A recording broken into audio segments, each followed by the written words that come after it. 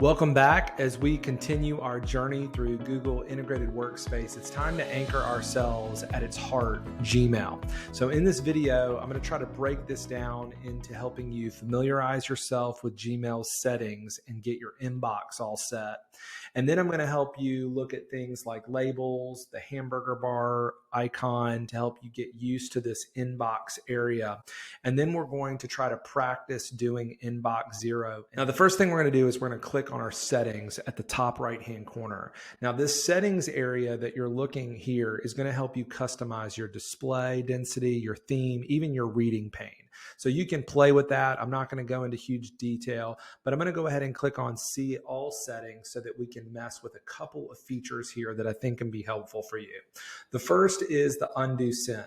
Now, if you've ever sent an email to someone and you wish you hadn't sent it and you had a little bit more time to write it, then send cancellation period could be your friend. I like to have mine on 10 seconds. This is very helpful. The next area that I would say to focus on is reply all. So if you've ever been caught in this endless reply all loop, then toggle this feature off to reply. I actually like it on because I want to reply to all, and it's another step to do that. So I'm going to go ahead and choose mine. You don't necessarily have to do that.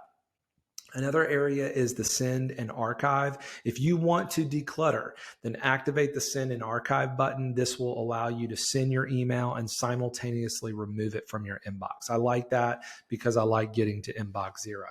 Now, the next area that I would say to just focus on would be desktop notifications. If you want to be notified, you can click on one of these dots. Another area is stars. So I am going to choose 4 stars. Sometimes stars can be helpful to prioritize different emails or workflows. You can choose that if you want.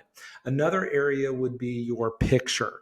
Now, if you click on this Learn More, you can, of course, watch a little video on how this can be done. It's pretty simple, so I'm not going to go into too depth of it, but I'm going to just tell you, if you click on this About Me, click on this little area right here and add a picture, I would consider doing that. Use a picture that probably most focuses on who you are. I'm just using this because I have so many accounts that I use, and if I use the same picture over and over again, it sometimes can get confusing as to which email I'm in.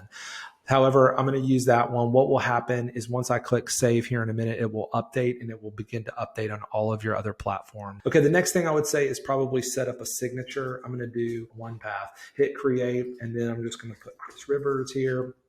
And I'm just going to do support.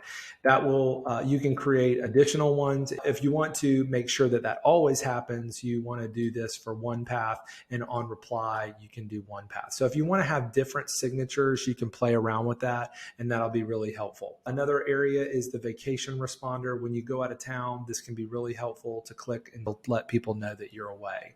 So I'm going to click that off because I'm not on vacation, and I'm going to click save. And that is how you set up your area of settings to make sure you're set to go. Okay, let's get acquainted with the landscape of our mobile phone and our desktop. So let's go to our desktop first, talk about a couple different features, and then we'll do some testing with the phone. So I'm over here in my inbox, and of course the hamburger icon allows me to quickly navigate between starred emails, snoozed emails, which we'll talk about in a minute, other features of the mail platform. You can also look at labels. Labels are a nice feature if you want to organize important emails. So for instance, this email right here as a meeting request, if I click on that email, I can easily click on this little labels area and I can assign it that label.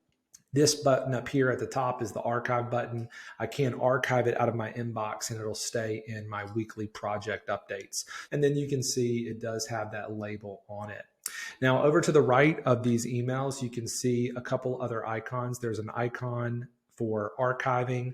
This will allow you to get it out of the inbox. It will always be in your all mail. So you can always go to your all mail and see everything that was ever there. But the archive button is nice because it just gets it out of this section of the inbox. The delete will delete it from your inbox altogether. And then mark as read. If you want to come back here later and make sure that that was a mark as read, you can do that as well. And then you can also snooze emails. So if you want to snooze an email, you can click on that from here. You could pick a date, or you could choose next week at 8 a.m. And then at 8 a.m. that will pop back up in your inbox. So that's really quickly understanding this area. There's also the calendar section. We'll talk more about this when we get to calendars. Now, on the mobile phone that I'm here right now, you can see that there is the hamburger button, which I just pushed. You can see that these are all of the sections that I just talked about, that weekly project email. And you can see the weekly project update emails that's there for you. And then you can see all of the emails that I have in my inbox. If you have multiple emails and you want to add other accounts, you can add them here. So if, for instance, you have multiple accounts set up and you want to click on all inboxes, it will allow you to see all the emails from all of your accounts. So to make things a little bit easier for this video, I'm just going to choose this one right here. So let's say you looked at an email like you just did there, and you maybe want to make that unread. That little icon at the top right that looks like a mail, you can click that and it'll make it unread. So I'm going to do that for both of those. And then you've seen in a similar video in the last one how I actually clicked on those 3 dots and added this to a task. We're not going to do that. We'll focus more on that in other videos, but if anything, you can see that there's lots that you can do for your email.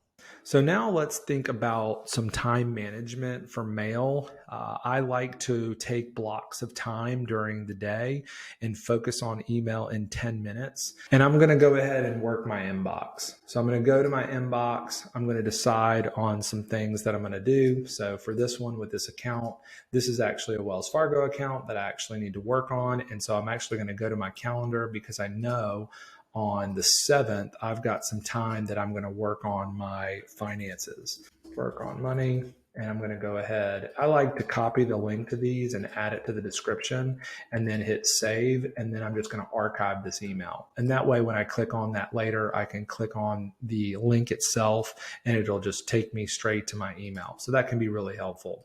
For this is a project that I have. I have a podcast, and this is the topic that we're focusing on. I know that there's work that needs to be done, so I'm probably going to add this to a task, and I can do that by clicking on Add to Tasks, and then I can put this on as a project that I'll work on next week. I just do not want to forget about it, at least by the 6th. That'll be very helpful. And then I'll archive this. Close this out, and now I'm at inbox 0. Hey, thanks for joining me on this journey to purposeful productivity. Don't forget to like and subscribe to my channel. This is one of the ways I can continue to bring you new content that helps you harness the power of purpose in every task. Remember, every task has a purpose, so let's discover it together.